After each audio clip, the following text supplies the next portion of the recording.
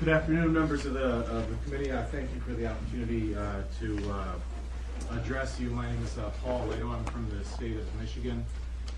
In one word, if you had to describe America, it would be self-government.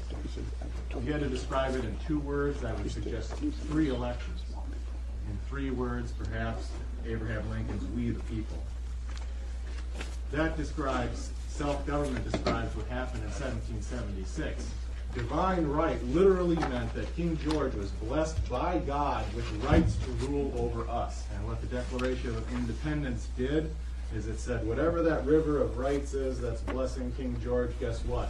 Jefferson diverted that river, and it's now blessing the ones that actually have the souls, the people. The people have the rights. They're endowed by their creator, or by natural law, with certain inalienable rights that are self-evident.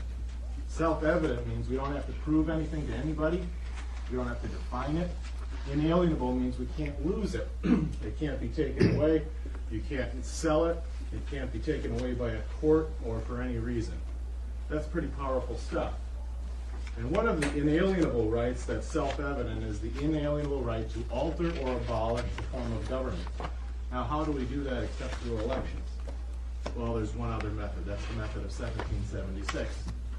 Nobody wants to use that method. Clearly, the inalienable right to alter or abolish the government, which is in paragraph 2 of the Declaration of Independence, is clearly implicated in the right to vote. Now, the people have always been recognized as having that right. Our whole history can be described as a fight over who's the people. Are women people? Are African Americans people? But the people have always, since 1776, been recognized as having the inalienable, self-evident right to rule this country. Now, as Thomas Jefferson personally made a note in his copy of Montesquieu's Spirit of Laws, he said, people exercise their sovereignty, usually kings are sovereign, they exercise their sovereignty by voting, okay? So when everybody in this room, or you, or anybody else votes, we're exercising the power of kings and queens. We're all equal, but we are exercising the sovereign power, the ultimate power, the only legitimate source of power, the only one. There's only one source of power, and it's the ultimate power. So unlike the rest of the year, when we're not voting, we're subjects of the law. We have to obey the laws that are made, whether we know what they are or not. But when we put on our voting hat, so to speak, we are acting in our sovereign capacity. There is no higher power than a voter.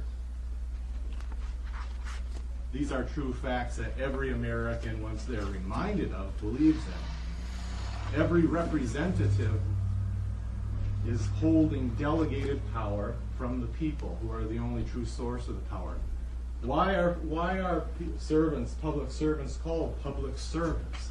Because the people are the masters, and they're selecting their public servants. That's where that came from. So now, as far as facts go, here's an undisputed fact. And I say it's undisputed because I've sued an electronic voting company vendor, and that was one factor in getting electronic voting kicked out of the county. It's Snohomish County, Washington, where I used to live. And then my case was declared moot because they figured I sort of won, so it got thrown out in appellate court. But the undisputed fact is that regardless of whether it's optical scan voting or touch screen voting, it's on a computer hard drive. The votes are being counted in secret. I've been up against the vendors, attorneys, and several different things. I've done a congressional election contest in the 50th Congressional District in California. Nobody argues against this because you can't. A hard drive, whatever happens on there is secret. Most people have viruses on their hard drive. They may be innocuous, but they have no idea that they're on. You have no idea what's on your hard drive. You'd be surprised if you ever found out. So now when the votes are being counted in secret, I ask you this. How could an employee possibly legitimately hide information related to their job from their employer? They might do it. It would never be legitimate. It applies with much more force to say, how can the vote counts be hidden from the sovereign citizens of New Hampshire or of the United States of America. How can that possibly be justified? It cannot be justified in any republic or democracy, because both republics and democracy share the same element. It means the people are the only legitimate source of power. There are many state constitutions, like Virginia's, Washington's, California's, that say in the Virginia Declaration of Rights of 1776, which is sort of the precursor to the Declaration, that say almost the same thing. A frequent recurrence to fundamental principles and rights is absolutely necessary to the preservation of liberty and free government. What does that mean? It just means if we don't talk about these principles and rights a lot, you're going to lose freedom and democracy, liberty and free government. Because if they're not talked about a lot, people don't learn them. And you know what? People just inherently thought computers are modern, let's put them in. But there's no doubt that the vote counting is secret, and there's no doubt that you cannot hide information about who holds power in the world's sole military superpower in the world's richest country and have that be determined in secret. And then in a congressional election in Florida's 13th district, where it was only 389 votes separated, the judge denied discovery. He said the trade secret intellectual property rights of the corporation that ran the software that counted the votes trumped the desire of the plaintiffs to discover the truth of the election.